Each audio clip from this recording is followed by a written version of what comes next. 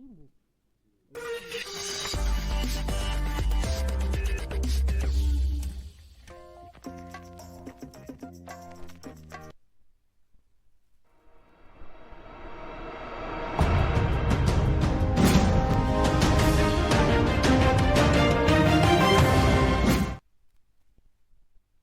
Après présentation du programme au niveau de l'Assemblée nationale, le gouvernement a été installé. Et oui, s'en est suivi des cérémonies de remise-reprise et le premier conseil de ministres pour dire le travail a déjà commencé au niveau des membres du gouvernement. Oui, un programme ambitieux, très ambitieux, avec qui est-ce que le profil correspond à tout ce que promet de faire la chef du gouvernement, Judith Souminois?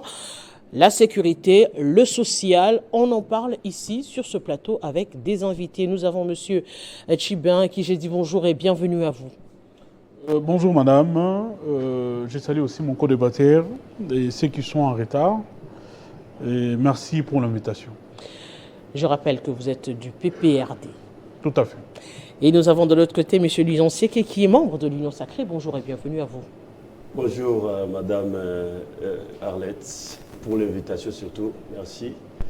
Et, ça fait débat sur notre maison de tout le temps. Et depuis qu'elle se conjugue au féminin, c'est pour la première fois que je vais y participer. Eh bien, on fait un tout petit peu comme le gouvernement. Ah, c'est le gouvernement qui fait comme nous, parce qu'on a commencé bien avant. Alors, nous vous disons grand merci. Et puis, nous aurons également sur ce plateau Monsieur Christian Choukourou, qui est de l'Union Sacrée, de l'UNC, de l'Union Sacrée évidemment, et Monsieur Alain Bolodjoa qui va également nous rejoindre ici sur ce plateau. Et d'ailleurs, Monsieur Choukourou est arrivé. Bonjour et bienvenue à vous. Bonjour madame, je vous remercie pour l'invitation. Ah là donc, vous aurez le temps de placer les micros également avec la technique. Et comme je l'ai dit, nous aurons également dans quelques minutes M. Bolodjoa qui va nous rejoindre ici sur ce plateau. On l'a dit, on va évoquer la question du programme très ambitieux de Mme Souminois. Un programme ambitieux, mais est-ce réaliste, M. Tchiba? Madame, permettez-moi d'abord de penser à nos compatriotes qui sont soit enlevés, soit en détention. Nous pensons à Mike Moukebaï, qui a déjà totalisé 1 année et quelques jours en prison. Nous pensons à Mme Gloria Nsenga, jusqu'à-là portée disparue. Et nous pensons aussi à M. Barnabé Melingagno. Madame, le programme de Mme Soumina, comme tout Congolais, tout compatriote qui aime son pays, malgré notre casquette de l'opposition, nous avons pris le temps de suivre ces programmes à l'Assemblée nationale. Nous avons pris le temps de suivre les réponses de la Première ministre. Et ici, nous pouvons confirmer que le programme de Mme Soumina est un programme calqué sur le modèle Sama. Mais malheureusement, Mme Soumina n'a pas pris le temps de corriger et recadrer certaines choses qui avaient fait que le programme de M. Samalouko ne puisse échouer. Un programme gouvernemental, un programme quinquennal, madame, doit être un programme qui doit prendre le défi majeur de la République dans son sein. Au-delà de ces défis, ce programme doit être caractérisé par le valeur positive d'une gestion axée sur le résultat, mais aussi la bonne gouvernance. Quand vous palpez ces programmes-là, ces aspects ne sont pas pris en compte. D'où l'interpellation d'ailleurs de membres du gouvernement, l'interpellation plutôt des députés, les élus du peuple, membres de l'Union Sacrée à Madame la Ministre. Vous prenez l'exemple du budget. Dans la planification de 5 ans, Madame Soumina nous présente un programme de plus de 92 milliards de dollars pour 5 ans. Mais là où il y a des difficultés pour le gouvernement, c'est très bien de nous donner un programme avec des chiffres, mais malheureusement, dedans, quand vous pénétrez ces programmes-là, madame, vous n'avez pas des éléments, de mécanismes, vous n'avez pas de réformes drastiques qui doivent être menées et qui vont permettre à ces gouvernements et Madame la Première ministre d'atteindre ce montant-là. On ne peut pas parler de la mobilisation des recettes, madame, sans réforme. On ne peut pas parler de la mobilisation des recettes sans une gestion rigoureuse de finances publiques. On ne peut pas parler de mobilisation des recettes sans une gestion orthodoxe de finances publiques. On ne peut pas parler de mobilisation des recettes sans mettre les mécanismes pour bloquer le coulage des recettes publiques. Mais tout ça, ces aspects n'ont pas été pris en compte dans le gouvernement Mme Soumina. On vous parle des emplois, madame. Il nous promet de créer tout au plus 6 millions et quelques millions d'emplois. Mais avant d'en créer d'autres, Mme Soumina devrait nous donner comment est-ce que son gouvernement devrait protéger d'abord les emplois qui existent. Parce que, madame, vous êtes sans oublier qu'aujourd'hui, il y a des entreprises qui sont en faillite. Il y a des entreprises qui ont fermé. Il y a des entreprises aujourd'hui comme Congo Airways qui n'existent plus, où des Congolais sont partis à la retraite forcée, où aujourd'hui, de pères de famille ont perdu la stabilité de leur famille à cause d'une mauvaise gestion. Il y a plusieurs entreprises comme ça où l'État devait se porter garant pour impulser, donner des idées, afin de sauvegarder ces emplois-là. Madame ne nous a pas donné ça. Bon, vous allez créer 6 millions d'emplois. Mais pour créer des emplois en interne, il faut le respect des lois. Le respect des lois gage d'un état des droits. L'état des droits socle d'un bon climat d'affaires. Et le climat d'affaires nous permet d'attirer les investisseurs pour venir investir dans notre pays. Mais quand vous prenez ces volets, madame, de climat d'affaires, vous voyez qu'il n'y a pas de réformes, il n'y a pas des initiatives, il n'y a pas des idées novatrices de la part de ce gouvernement. Bon, vous demandez à madame Soumina et son gouvernement, sur le 6 millions d'emplois, combien d'emplois c'est créés par année, par semaine, par jour, vous comprenez qu'on n'a pas des entreprises capables d'embaucher ce nombre d'emplois. Donc nous disons que c'est un programme qui a été calqué sur le modèle Sama, mais malheureusement, ce modèle avait échoué parce qu'il y avait des éléments qui manquaient. Et au fur et à mesure que nous allons débattre, nous allons mettre sur la place publique ce qui a manqué à Sama Lukonde et son gouvernement de réussir. Parce que Sama Lukonde avait un budget de 16 milliards de dollars. Ce budget, madame, n'a jamais impacté la vie économique et sociale. Ce budget est resté un budget pour la consommation populiste. Ce budget est resté un budget qui n'a pas eu à donner des réponses aux problèmes des Congolais. Monsieur Luison Seke. D'abord, merci, Madame Marlette. Je voudrais, avant de répondre, bien sûr, à mon co-débatteur, d'abord penser vous ne aussi... répondez pas, hein, vous réagissez. Je vais réagir, bien voilà, sûr. Voilà. J'aimerais, avant toute chose, aussi penser à nos compatriotes du côté oriental de notre pays. Et récemment, nous venons de perdre aussi une centaine de compatriotes au niveau du lac Maïndombe. Il y a eu naufrage. Donc, nous partageons cette douleur avec nos compatriotes. Et nous osons croire que dans les jours à venir, le gouvernement Soumina prendra de mesures draconiennes pour nous éviter ce genre de naufrage. Alors, parlons du programme du gouvernement Soumina. Contrairement à ce que camarade Tchibé a dit, je dirais plutôt que nous avons eu le privilège de suivre la présentation de ces programmes par une planificatrice. Vous savez, moi j'étais déjà préparé, je savais en quoi est-ce que ressemblerait ce programme. Pourquoi? Parce que en planificatrice, elle nous a présenté un programme prometteur, mais aussi ambitieux. Et de deux, nous avons suivi un programme segmenté à 6 piliers, et dans chaque pilier segmenté par plusieurs axes. Et donc, la présentation était magistrale dans la mesure où nous avons réellement compris qu'on avait affaire à une dame qui maîtrise bien entendu, ce qu'elle présente comme programme. Elle a parlé de la caisse de péréquation. Ici, Madame Arlette nous voulons démontrer à l'opinion que Mme Soubine a démontré sa volonté et son ambition à développer ces pays. La caisse de péréquation, pourquoi? Parce que les inégalités qui existent au niveau des provinces, il y a des provinces qui produisent plus, il y en a d'autres qui produisent moins.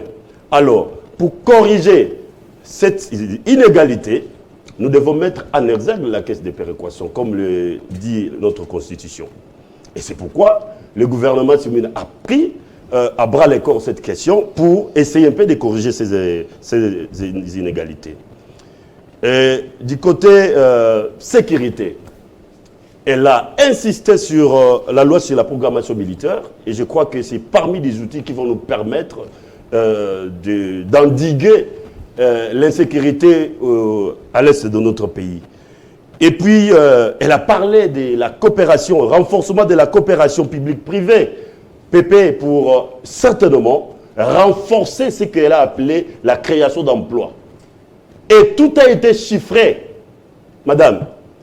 Et au-delà de tout, là où j'étais aussi satisfait, c'est qu'elle présente même des outils de contrôle. Parce que c'est ça qui nous manquait. C'est parmi des innovations que nous apporte le gouvernement Soumine. Et puis, il y a le pilotage de l'évaluation. Ce que j'ai aimé, c'est qu'il y a un pilotage d'évaluation aussi des performances. C'est-à-dire que chaque ministère sera soumis à un contrôle rigoureux, mais aussi basé sur des résultats. Et l'outil des performances, d'évaluation des performances, va nous permettre, comme ce qu'on appelle, c'est-à-dire que les tableaux de bord du gouvernement, de l'action gouvernementale. Donc, on aura la possibilité d'évaluer chaque action dans chaque ministère, comment nous évoluons, et dans les 100 jours, nous osons croire que les Congolais auront plutôt la possibilité de tirer les dividendes du gouvernement Soumine. J'ai allé annoncer tout à l'heure, monsieur Alain Boulodjo nous a rejoint ici sur ce plateau. Merci et bienvenue à vous. Merci à vous, madame. Mes salutations à mes co-débatteurs. En tout cas, désolé pour le retard. Et on va vous prendre tout à l'heure, justement, après monsieur Christian Choukou. Madame, merci pour l'invitation.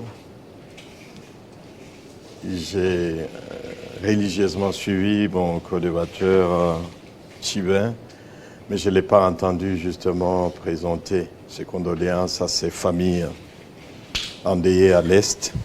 Il sait pourquoi il ne l'a pas fait, mais moi j'en profite pour dire en tout cas toute ma compassion à tous mes frères, sœurs qui chaque jour qui passe perdent des vies, qui passent des nuits dans des habitations de fortune, dans des conditions inhumaines, du fait simplement de la boulimie, de cette envie de prendre nos minerais en versant nos sangs sur notre propre sol. Je suis, en tout cas je vais vous étonner, je suis pessimiste quant à ces gouvernements, parce que moi je reste égal à moi-même, parce que j'ai l'habitude de venir sur les plateaux de télévision chaque fois que les gouvernements sont investis, et malheureusement vers la fin je suis déçu. Je crois qu'aujourd'hui ce qu'il faut faire, c'est de changer la manière de faire, changer la méthode. C'est-à-dire qu'il ne faut pas qu'on on se contente à nous présenter des chiffres et qu'à la fin, qu'on ne sache pas nous dire exactement ce qui a été fait et les moyens mis à disposition, à quoi ils ont servi. Je suis de l'Union sacrée, j'ai toujours voulu vraiment m'aligner du côté du peuple, parce que je fais partie de ces peuples. Je le disais, depuis les gouvernements qui se sont succédés, on nous annonce tellement de choses. Mais vers la fin, on ne sait pas nous faire le bilan de ce qui a été fait par rapport à ce qui a été promis. Je donne par ailleurs la chance à la première ministre actuelle, Madame Judith Sominois, mais en demandant, c'est que on change la méthodologie du travail. C'est remettre en cause, c'est dire pourquoi tous les gouvernements annoncent des choses, mais qu'ils n'arrivent pas à mettre en œuvre. Parce que c'est ce que nous, peuples, nous attendons. Nous ne devons pas seulement nous contenter des bons discours, des mots français, des chiffres bien maquillés, et que vers la fin, on a des doutes par rapport à ce qu'on nous a promis et leur réalisation. Il faut commencer d'abord par Sama. Qu'est-ce qu'il a promis et ce qu'il a fait. Qu'est-ce qu'il a fait? Chez moi, dans les Machichi, en tout cas, je ne connais pas une seule route qui a été réfectionnée, si pas construite. Je n'en connais pas une seule. Encore que nous sommes une province qui connaît la guerre, une succession de guerres depuis 30 années. Des écoles qui jadis existaient ont été détruites par des bombes, des hôpitaux. Mais en tout cas, je sais pas vous dire qu'il y a quelque chose de consistant qui a été construit chez nous. Mais quand cela ne tienne, moi j'attends de ces gouvernements, en tout cas, à mettre fin à cette aventure. La guerre que nous connaissons, malheureusement, avec certains de nôtres, qui nous font souffrir par une boulimie des personnes qui ont été gracieusement entretenues par cette République, par l'argent de la République, mais qui sont insatiables, qui veulent à tout prix tout avoir et à tout moment. Nous pensons vraiment que ce gouvernement va, cette fois-ci, passer des promesses en actes en finissant cette guerre et dans un plus bref délai. Parce que, avec Sama, on nous a promis les mêmes choses. J'estime qu'ils ont toutes les informations nécessaires, toutes les stratégies nécessaires, cette fois-ci, pour venir à bout à ces malheurs que nous connaissons depuis 3 décennies à l'est de la République démocratique du Congo. Monsieur Bolodjo, également votre analyse avant d'entrer dans l'analyse générale et le débat. Bon, je présente mes condoléances à tous les Congolais et particulièrement à nos frères vivant dans la partie Est qui continuent à être massacrés. Je pense que ceux qui ont appris à essuyer les larmes de Congolais doivent apprendre à cesser et insister plutôt pour que ces larmes-là ne coulent plus. Parce que quand un concitoyen du pouvoir demande aux gens de présenter des condoléances, cela dénote à suffisance qu'il a le souci de promouvoir l'État-nation. Mais fort malheureusement, il appartient à une famille qui ne sait même pas mettre le drapeau en berne pour démontrer à la face du monde qu'effectivement nous sommes en deuil. À force de dénombrer les morts, le gouvernement devient de plus en plus insensible. Alors il pense qu'en présentant des condoléances, on s'accoutume à cette pratique. Et pourtant, l'idéal pour nous serait d'éviter à ce qu'il y ait de morts. Et j'ai aimé sa conclusion. J'ai suivi notre concitoyen, désolé, je ne connais pas le nom de nos deux amis d'en face. Nous avons M. Christian Choukourou, okay. Nous avons M. Louison Seke, voilà. Nous avons M. Jean-Serge Chibin, et vous, M. Alain Bolodjo. Oui, notre ami a jeté des fleurs à ces programmes. Heureusement pour nous, il y a quelqu'un qui lui a dit que ça entre dans l'accoutumance. Chaque fois, on présente des programmes qui ne sont pas exécutés. Et fort malheureusement, je viens d'apprendre ici, dans la province du Nord Kivu et plus précisément le territoire de Massissi, il n'y a aucune réalisation. Et pourtant, nous savons tous qu'il y a un fameux programme de 145 territoires. Et Massissi fait partie de ces 145 territoires. S'il n'y a pas de route, je peux comprendre. Mais s'il y a un problème d'école, cela sous-entend qu'il n'y a aucune réalisation en tout cas. Vous parlez de la caisse de péréquation, chers concitoyens. Mais la caisse des péréquations est une volonté de constituant. C'est dans la Constitution. Qu'avez-vous fait pour que cette caisse des péréquations soit une réalité réelle, si je peux le dire? Parce que ce n'est pas une innovation en soi. Nous parlons programme, nous ne parlons pas du cadre institutionnel. La caisse des péréquations existe déjà. Il fallait plutôt nous doter d'un manuel de procédure. C'est ce qui reste. Alors, si dans le programme, on nous annonce qu'ils vont prendre effectivement la décision de mettre à la disposition de la caisse des péréquations le manuel de procédure, on peut se dire, voilà, ils ont commencé à faire quelque chose. Parce qu'en insistant sur la caisse des péréquations, ça ne veut absolument rien dire. Ce n'est pas un programme. Ce n'est pas une programmation. Deuxièmement, vous insistez sur le renforcement de partenariats public-privé. Ce n'est pas un programme. Ça, vous avez fait des annonces. Que voulez-vous faire concrètement dans ces cadres-là? Vous insistez encore sur l'outil d'évaluation de performance par rapport au gouvernement évalué. Mais, cher ami, chaque vendredi, il y a un conseil des ministres. C'est justement pour évaluer les niveaux d'exécution des décisions prises à ces niveaux. Mettre en place un outil, ce n'est pas une performance en soi. Ce n'est pas une finalité en soi. Qu'est-ce que vous prévoyez pour que la situation de la partie Est, c'est-à-dire le centre de la problématique du développement, soit résolue à ces niveaux-là? Parce que je ne vois pas ces pays se développer sans la partie Est. Et je ne vois pas ces développements arriver sans la paix dans la partie Est. Et deuxièmement... Et même la caisse de péréquation dont on parle, il faudrait que cette partie puisse être en paix pour... effectivement, pour consommer les crédits. Les recettes. Effectivement. Et cela sous-entend que le programme est vide. Le programme est vide, il n'y a pas assez de substance, il n'y a pas assez d'innovation. Vous n'avez fait que ressasser le problème connu de tous les Congolais. Mais sur le plan schématique, vous n'avez pas donné à la République le comment résoudre le problème congolais. Parce que déjà, dans la composition de votre gouvernement, vous ne savez même pas que nous sommes dans le régionalisme constitutionnel, dont le maître mot reste la décentralisation.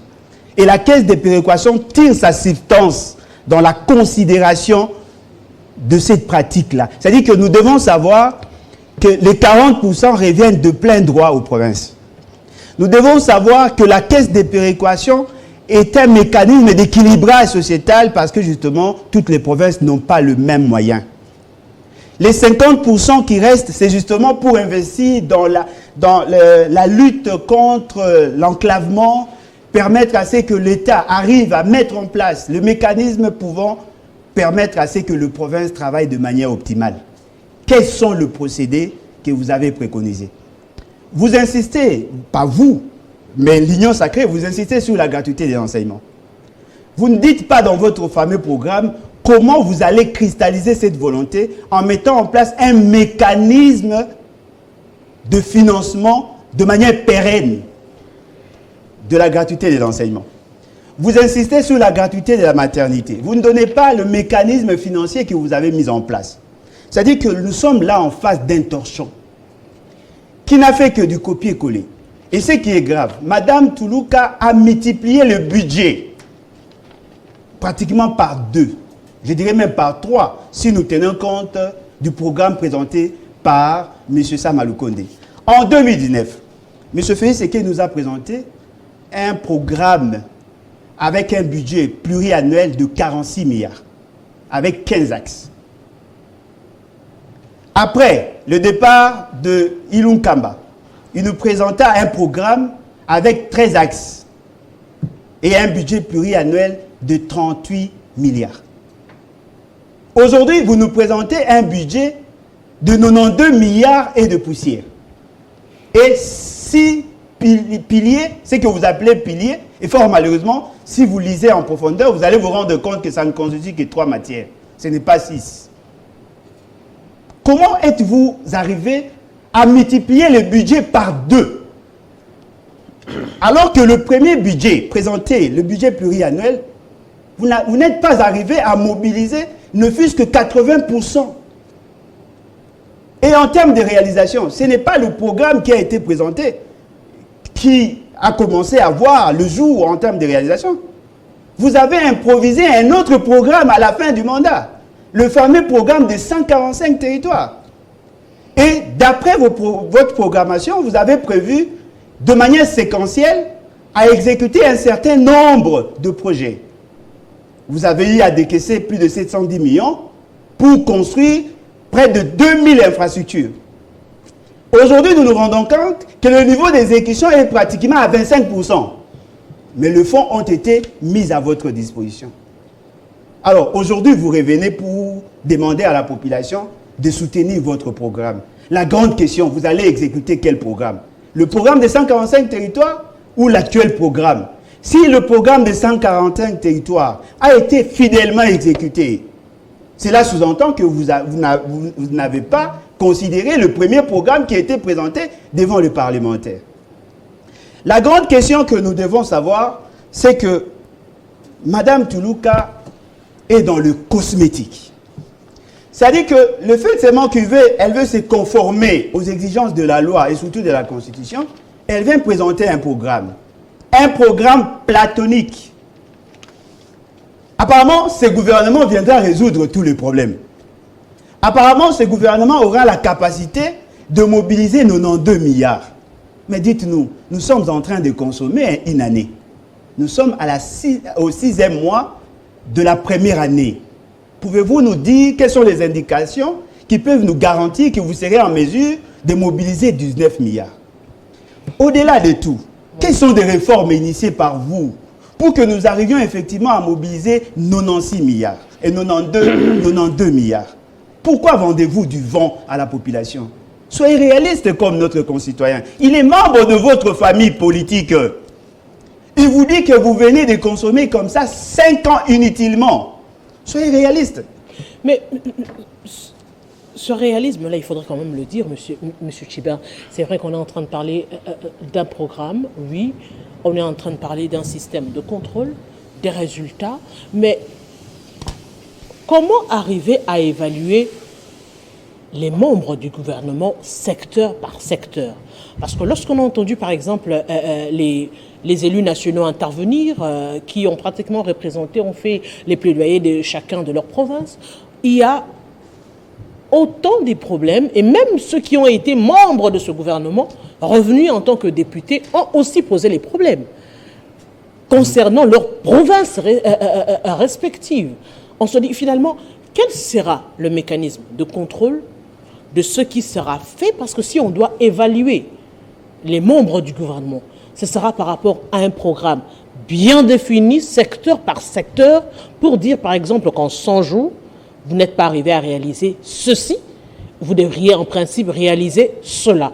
Parce que quand on parle par exemple de la question des stades qui devaient être construits dans les provinces, en dernière minute, la plupart des stades ont été construits ici à Kinshasa et même toute une cité en ce qui concerne les Jeux de la francophonie.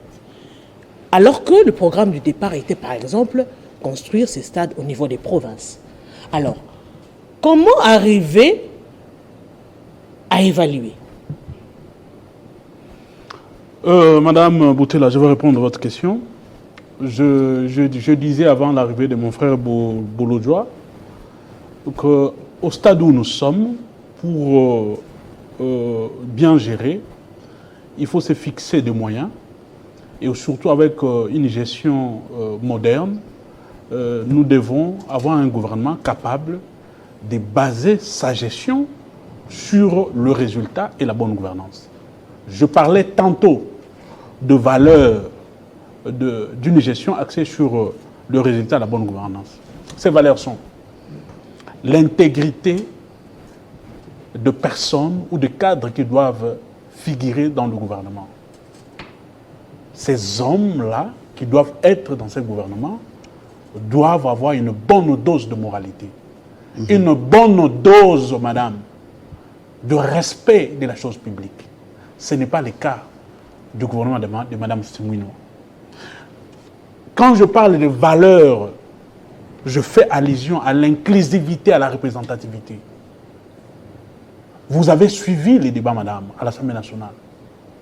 Le député d'Imaniema, de l'Est, les députés du Kouangou, tous ont décrié l'exclusion de leur province. L'Équateur aussi. Hein. L'Équateur aussi.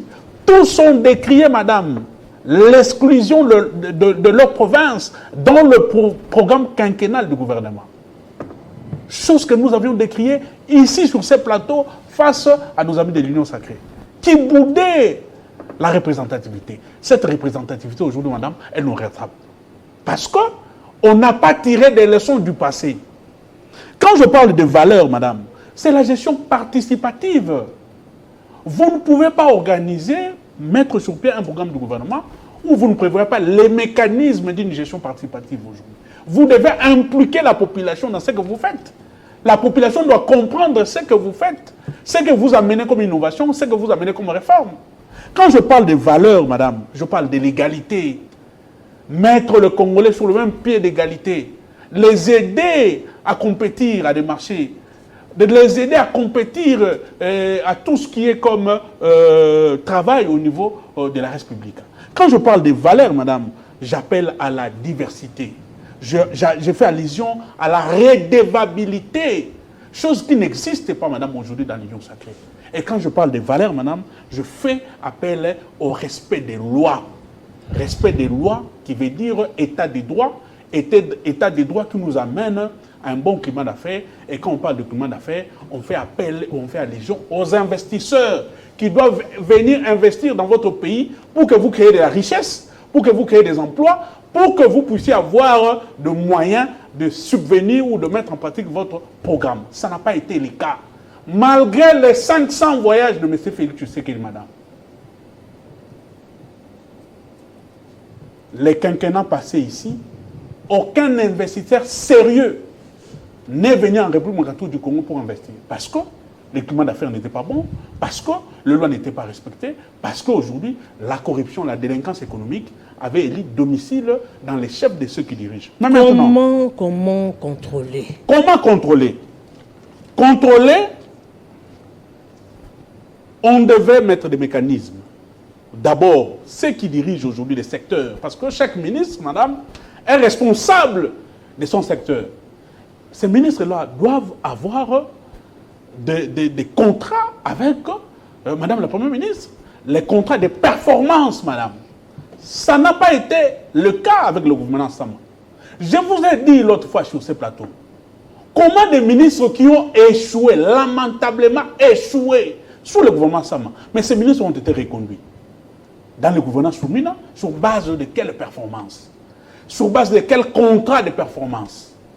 Pour évaluer le ministre, on doit mettre des mécanismes de contrôle via des contrats de performance.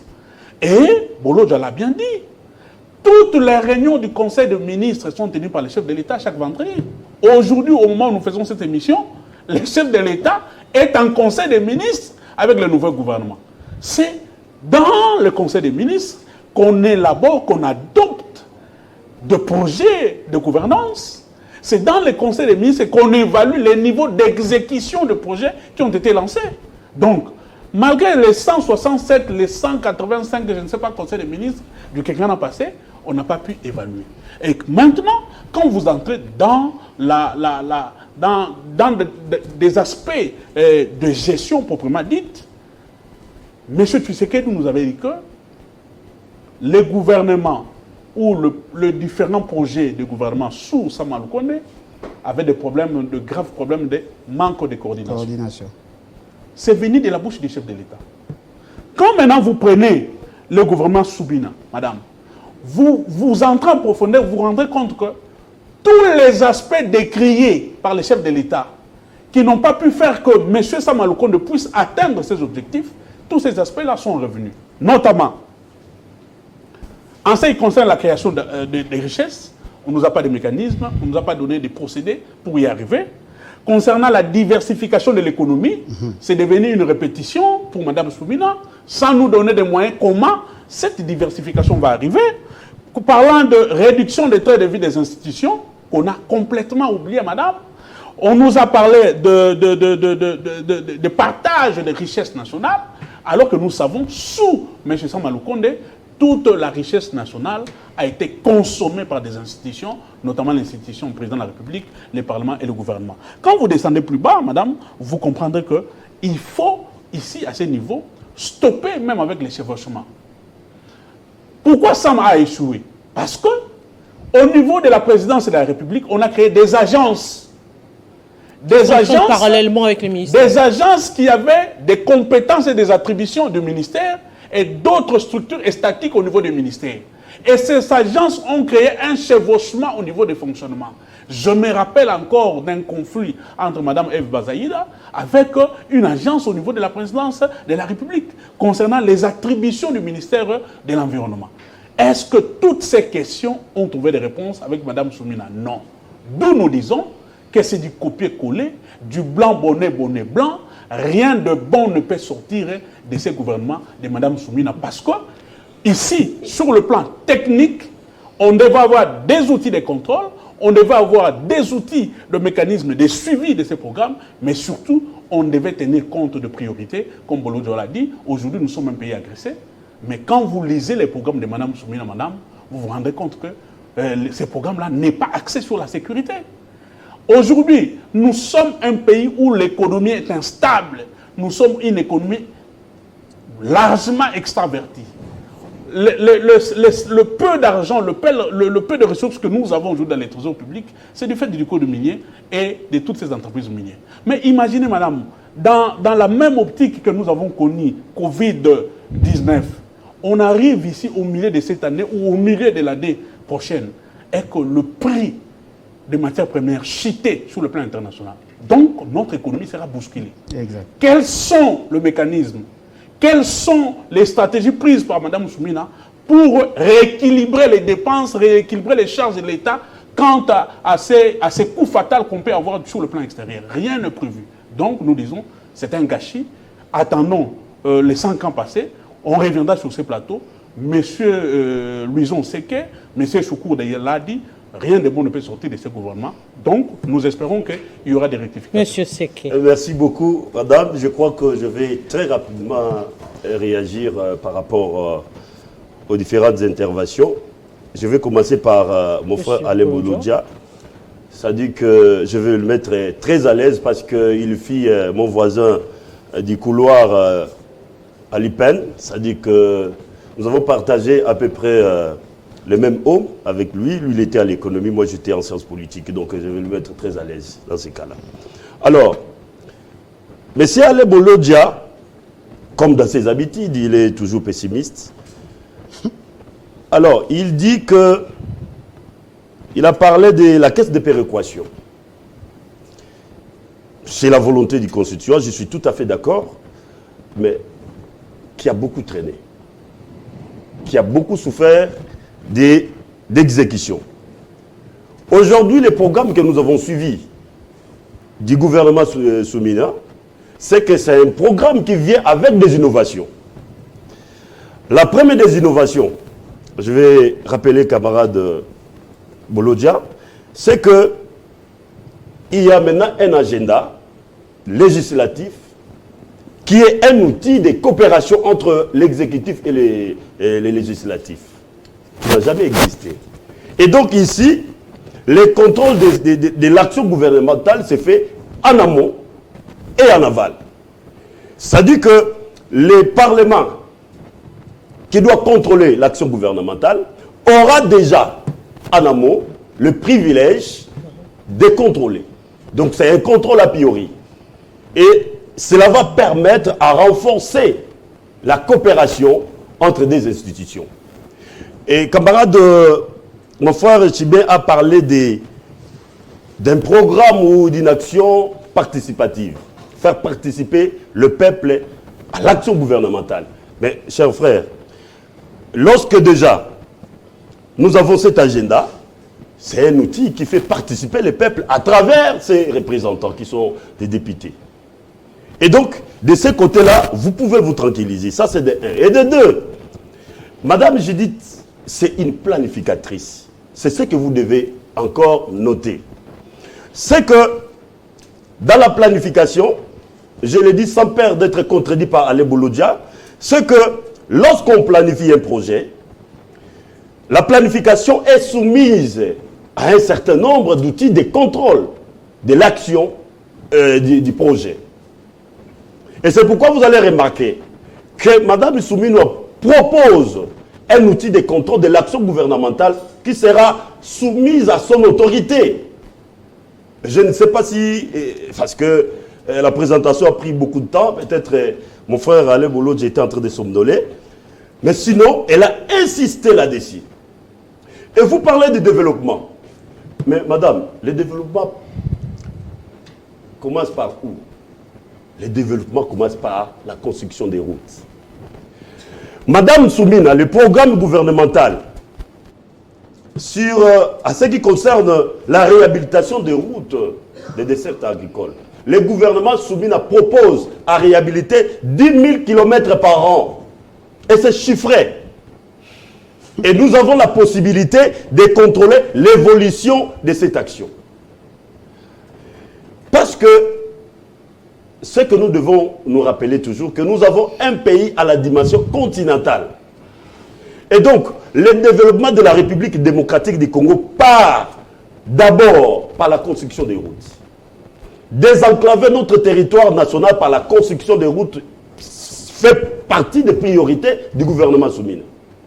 Parce que moi, par exemple, chez moi, à Sekibanza, nous avons ça dit que des coins qui produisent des maniocs, des paille-paille, de l'huile de palme et des bananes. Mais malheureusement, madame, ces bananes-là pourrissent faute de route. Alors qu'ici, à Kinshasa, on a besoin de consommer ces bananes-là. La fois passée, nous étions à Tchela. Nous arrivons à Tchela, madame, nous trouvons tout un village rempli d'ananas. Alors, par curiosité, je suis allé poser la question. On me présente tout un bassin d'ananas à 2000 francs congolais. J'étais étonné. C'était l'année passée. Bon, ça dit qu'au mois de décembre. J'étais là avec le sénateur Roger Mokamoka. Et donc, un bassin d'ananas à 2000 francs congolais. Alors que ces ananas ici à Kinshasa se vendent à 10 000, 15 000, 20 000. Je dis, mais pourquoi vous ne venez pas avec ces ananas à Kinshasa? Les villageois me disent que voilà, il n'y a pas de route. Les ananas, c'est à 3 000, 5 000 francs. Il y a 10 000. Moi, chez moi, avec Alain Bolo, ça se vend à 10 000 à 15 000 francs congolais. Alors là, nous avons la possibilité, lorsque nous construisons nos routes, nous aurons cette attractivité parce que la République démocratique du Congo représente en elle-même un marché des consommateurs, de plus de 120 millions de consommateurs. La question, justement, M. Luton, c'est que lorsqu'on regarde les deux programmes, on regarde le programme Condé, on regarde également le programme de Soumino, on voit qu'il y a chevauchement. Il y a des programmes qui ont commencé par là, et dans la continuité. Et dans cette continuité, on ne sait pas nous expliquer, par exemple, qu'est-ce qui a été fait. Ça a été fait à hauteur de combien?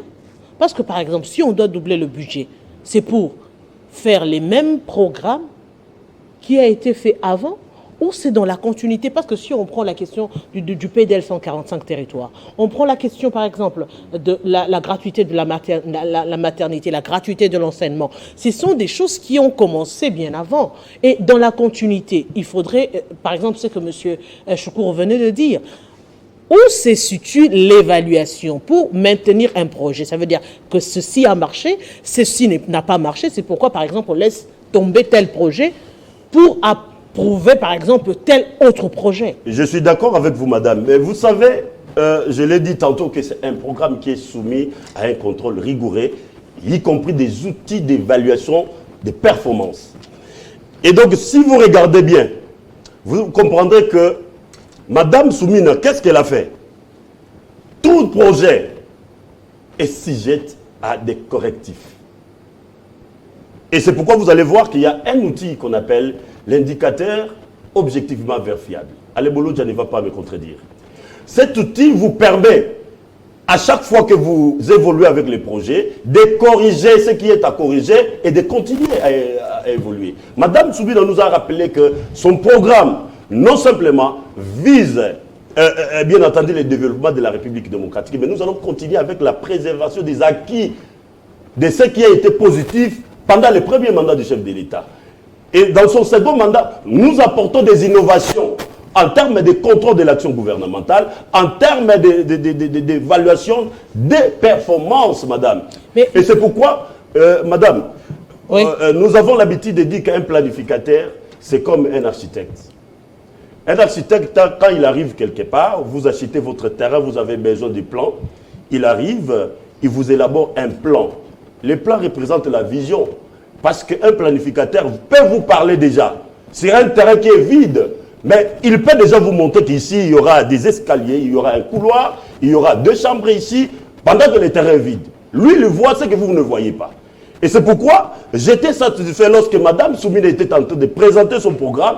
J'ai été très à l'aise dans la mesure où, non simplement elle est partie par la planification, en mettant des outils de contrôle rigoureux dans son action, mais aussi elle nous a rappelé que nous sommes dans la logique de la continuité de l'État. Nous allons préserver les acquis, mais aussi faire davantage. Donc, je vais dire à nos amis de se tranquilliser et attendre les 100 jours de Mme Soumina, parce qu'elle sait qu'elle n'a pas droit à l'erreur. Et ce gouvernement n'a pas droit à l'erreur. Pourquoi? Parce que Mme Soumina a des responsabilités essentielles. D'abord, pour nous, les Congo, c'est pour la première fois de donner un Premier ministre à la tête du gouvernement et lancer quelque chose. Et d'aider. La nation nous regarde. C'est pour la première fois d'avoir une dame à la tête du gouvernement. Et ça aussi, c'est une seconde responsabilité qui pèse sur les épaules de Mme Soumina. Donc, étant planificatrice, elle fera le nécessaire pour rencontrer les attentes qui sont énormes du peuple congolais. Monsieur Choukourou, on va aller plus en pratique. On prend le gouvernement sortant. On a vu, par exemple, je donne un exemple clair, et que les Congolais qui sont amoureux du sport vont facilement comprendre. Il y a des programmes, il y a un budget qui a été alloué, par exemple, au sport. Le budget s'épuise. Le ministre de Finances dit, par exemple, qu'on ne peut pas réaliser X, Y projet parce que vous avez déjà épuisé votre budget pour le sport. Mais l'on arrive dans un événement où, pour un match, on double les primes. Pour un match, on triple les primes. Parce que l'équipe a gagné, parce qu'il y a eu ceci. Mais entre-temps, dans la réalisation de ce programme, certaines choses ne se passent pas parce que vous avez épuisé le budget. On prend autre chose. Alors qu'il y avait un programme de construction du stade, cela n'a pas été fait. On vient brusquement accepter le jeu de la francophonie.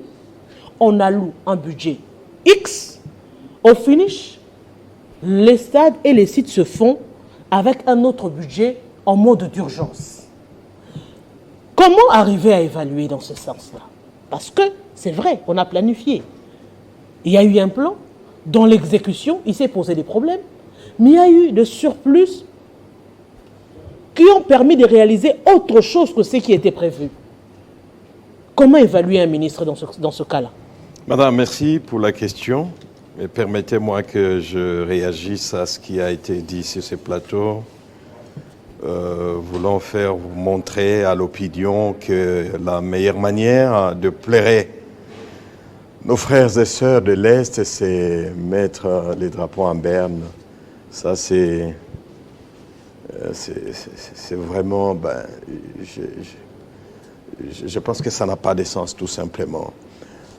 L'essence, la meilleure manière de pleurer nos morts, c'est d'arrêter l'hémorragie. C'est de soigner de manière profonde les causes de cette déstabilisation. Et est-ce que la meilleure manière, ce n'est pas... Et sur ce plan, souffrez que je vous dise que le président de la République est sur la bonne voie. Parce que nous étions une plaie béante. Et aujourd'hui, quand même, nous sommes à l'étape de la cicatrisation. Il faut le dire. Ne pas les reconnaître, c'est jouer les jeux de l'ennemi, c'est faire partie de ce qui déstabilise notre pays. Pour répondre à votre question, madame, je connais le rôle de la planification dans une organisation, je connais ce que cela représente. Mais comme disait un compatriote qui parlait et qui faisait rire des gens, mais qui disait quelque chose de profond, parce que ce qu'il disait a retenu mon attention, il disait que mboka oyo soki ezobonga te eza po batu ya mayele ba français eleki bomekana nokopesa batu ya maboma. Qu'est-ce que je veux dire par là? Je veux dire qu'on doit changer la méthode de faire les choses. Depuis 60 jusque Ilunkamba et puis Sama et puis aujourd'hui Madame Judith Souminois, on nous a toujours vanté des chiffres avec des réformes qui devraient s'en suivre. Mais moi, je pense qu'on n'a pas besoin de trop de Français. Je parle en tant qu'union sacrée, je veux que ça réussisse, parce que j'ai intérêt à ce que ça réussisse. C'est les derniers mandats du président de la République. Et donc, il faut laisser des traces pour que les générations futures puissent dire qu'un jour, il y a eu président Félix, non seulement il a fini la guerre, mais il a hissé l'économie nationale à un niveau qu'on a toujours rêvé. Si j'ai à conseiller aujourd'hui qu'on nous évite trop de chiffres, trop de Français, parce que Sama nous a montré, il nous a donné un très bon programme, bien chiffré, bien libellé, comme Ilunkamba, mais les résultats, moi en tout cas, je ne sais pas si quelqu'un peut venir me convaincre, me disant que ces programmes ont bénéficié au peuple congolais. Vous avez parlé des indicateurs ici, mais il n'y a que les indicateurs de la pauvreté qui prennent une vitesse de croisière et qui inquiètent pour les années à venir. Mais ce sera difficile avec le profil des membres du gouvernement qui est à majorité des technocrates. Madame, aujourd'hui, on n'a pas besoin de beaucoup de choses. On a besoin, du pragmatisme. Savoir là où il faut frapper et faire bénéficier à la République le moyen pour sa politique. Quand je parle du réalisme, je fais allusion ici à des indicateurs qui peuvent nous aider rapidement à faire remonter la pente. C'est d'abord, quelqu'un l'a dit ici, la diversification de l'économie. Pourquoi j'ai manifesté ma crainte à voir justement ces programmes aller jusqu'au bout? Parce que comment voulez-vous aujourd'hui qu'une république qui vit de 2 milliards de dollars en importation de l'agroalimentaire, avec toutes ces bouches à nourrir, moi, si je suis Premier ministre, je vais mettre ma concentration sur l'agriculture. Elle résout et le problème d'emploi à la fois, elle résout et le problème de famine, et même l'économie.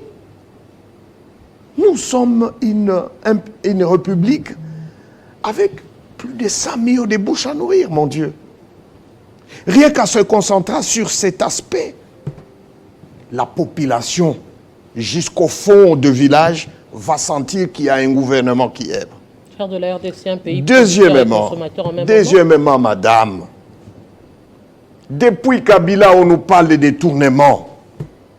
En tout cas, moi, je ne m'imaginais pas, même dans un rêve, qu'avec notre avènement au pouvoir, on connaîtrait des détournements. Je ne fais pas, moi, de la politique politicienne. Bolojoa le fait parce qu'il est opposant.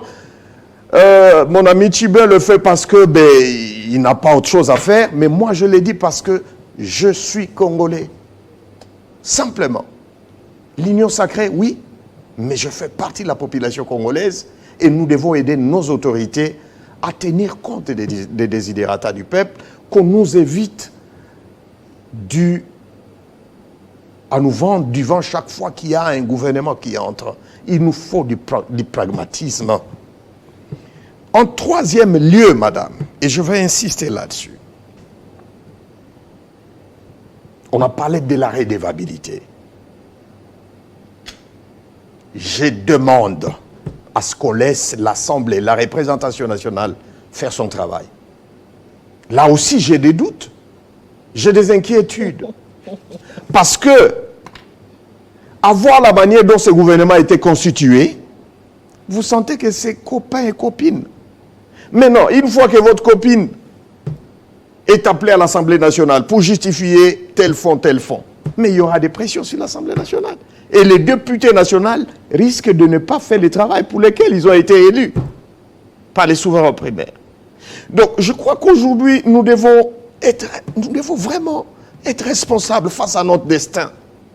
Ou nous voulons rester là où nous sommes, à la traînée des autres nations, ou nous voulons avancer. Pourquoi attendre seulement l'interpellation au niveau de l'Assemblée nationale, alors qu'il y a par exemple des réunions de Conseil des ministres qui permet à ce que, à chaque évaluation, l'on puisse sanctionner, l'on puisse revenir sur ce qui n'a pas marché. Encore que la Première ministre, quelqu'un l'a si bien dit ici, les seuls crédits que je donne à la Première ministre, c'est simplement parce qu'elle est la première femme Première ministre, elle est la première ressortissante du Congo central. Je crois que ça va résonner chaque fois quand il entre dans son bureau.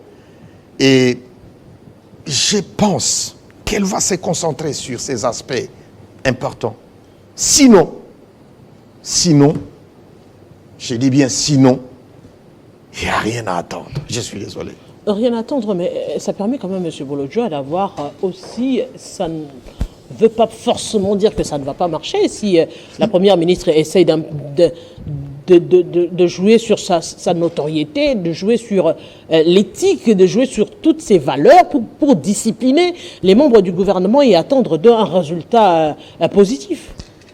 Madame, vous venez de suivre nos concitoyens du pouvoir. Je pense que nous avons toutes les raisons du monde à désespérer de ces gouvernements. Je voudrais d'abord préciser à notre concitoyen que je n'ai pas dit que la meilleure manière de pleurer nos morts, c'est de mettre le drapeau en berne. J'ai dit la meilleure manière, c'est d'éviter à ce que nos larmes coulent. C'est ce que j'ai dit. Et le président de la République le fait. Bon, si vous le dites, parce que vous êtes des Massissi, si vous le dites, je vous crois sur parole. Oui. Mais fort malheureusement, quand je vois les statistiques, il y a eu plus de morts pendant l'état de siège qu'avant. Alors, je me pose la question, jouez-vous franc jeu? Parce qu'apparemment, nous qui sommes solidaires à nos amis vivant dans la partie Est, nous nous rendons compte que c'est la notabilité qui encourage Félix Tshisekedi à aller de bourde en bourde. Parce que c'est quand même surprenant de voir un ressortissant de Massissi nous dire que la question sécuritaire a été résolue à 80%. C'est quand même inquiétant. Je voudrais vous dire, chers concitoyens, bien que j'apprécie votre sincérité, et je me pose la question, vous qui analysez en tant que société civile, que faites-vous à l'Union sacrée? Tenez, parmi les 6 objectifs fixés par M. Félix Tshisekedi, il y a notamment la diversification de l'économie. Alors pourquoi a-t-il repris dans ces 8 piliers la création d'emplois? Parce qu'apparemment, dans vos dires, vous avez démontré de manière magistrale d'ailleurs, que dès lors qu'on cherche à diversifier l'économie, la conséquence serait la création d'emplois. Pourquoi on fait un pilier? Parce que vous allez vous rendre compte que la diversification de l'économie, c'est un objectif général. Et la création d'emplois, c'est un objectif opérationnel. Comment est-il arrivé à confondre la qualification des objectifs? C'est là le problème. Vous voulez créer votre philosophie de gouvernance sur du faux. Ça, c'est du faux. Ça démontre à suffisance que la personne qui a conçu le 6 piliers n'a aucune idée sur la programmation. Vous insistez encore, ça c'est notre ami, Deseke Banza, donc il doit être mon beau-frère. Il nous dit, Madame Souminoa s'est décidée de mettre à disposition de l'État 10 000 km de route chaque année. C'est-à-dire qu'elle doit réhabiliter, la réhabilitation, vous avez dit, 10 000 km de route des dessertes agricoles, sur le 97 000. Pour pour réhabiliter partiellement le route en terre, selon la norme de la Banque mondiale, c'est 12 000 $. Le total, ça vous fait 120 millions de dollars pour les 10 000 km chaque année. Mais je tiens à vous dire, en 2019, il y avait un programme qui avait prévu ces nombres de kilomètres pratiquement, même plus. Et ce qui est surprenant, on a mis à la disposition de l'Office des routes plus de 154 millions de dollars, mais cela n'a pas été fait. Vous avez dit que vous avez trouvé des ananas qui se vendaient et pratiquement à vil prix. Ici à Sekebanza, ce n'est pas en province orientale, juste ici à côté. Mais c'était l'année passée. Mais vous semblez oublier que l'État a dégagé l'argent pour réhabiliter des routes des dessertes agricoles. L'année passée, vous trouvez des ananas qui sont vendus à vil prix, ici au Congo central, alors qu'il y avait un gouvernement qui vient de sortir, qui a prévu aussi le mécanisme de réhabilitation de routes. Vous qui êtes membre de l'Union sacrée, il suffisait seulement d'envoyer un SMS pour qu'ils arrivent effectivement à réhabiliter cette route avec des implications qu'il y aurait. Cela n'a pas été fait. Ne me dites pas qu'il n'y avait pas de programme. Ne me dites pas qu'il n'avait pas prévu la réhabilitation de routes. Ça a été prévu. Qui a consommé les crédits destinés aux routes des dessertes agricoles? Pour réhabiliter des routes des dessertes agricoles, allez dire à madame, il y a la DVDA, la direction de voies des dessertes agricoles. C'est une direction qui existe, c'est un service public de l'État. Voulez-vous réhabiliter des routes sans réhabiliter cette structure? Parce que si vous regardez par rapport au fonctionnement, cette structure ne travaille pas de manière optimale. Mais M. Bolodja, c'est ce qui se fait chaque jour. Les routes se font sans les secteurs recommandés, les services attitrés. Alors, mais naturellement, ce qui veut dire que vous ne voulez pas résoudre le vrai problème. Ce qui est surprenant, sur les 154 000 km de routes qui existent, vous pensez qu'avec 10 000 km de routes de dessertes agricoles par an, vous allez résoudre le problème. Vous ne tenez pas compte des intempéries. Je voudrais vous dire que dans la programmation, vous avez déjà échoué. Parce que vous ne savez même pas situer le problème. Et deuxièmement, vous n'avez préconisé aucune mesure pour résoudre le problème congolais. Vous ne faites que ressasser ce qu'il y a. La caisse de péréquation, c'est un mécanisme financier qui a été mis sur pied justement pour consolider les régionalismes conditionnels. La question que l'on doit poser à madame, quel est le niveau de la trésorerie de la caisse de péréquation au moment où nous parlons? Je peux vous défier, il n'y a rien. Mais les provinces doivent continuer à évoluer. Donc, vous comprenez que jusque-là, je n'ai pas senti le comment vous allez résoudre le problème. Énumérer le problème et elle est forte en planification, ça c'est vous. Elle vient d'apparaître la ministre la plus piètre du ministère du Plan. Elle a eu à piloter, à coordonner le pilotage du programme de 145 territoires. Posez la question à madame. Dans la province de Maïndombe, il y a un secteur, il y a un territoire qui a été créé. Dans ces territoires, il n'y a pas d'écoles qui ont été construites. 12 millions de dollars ont été décaissés.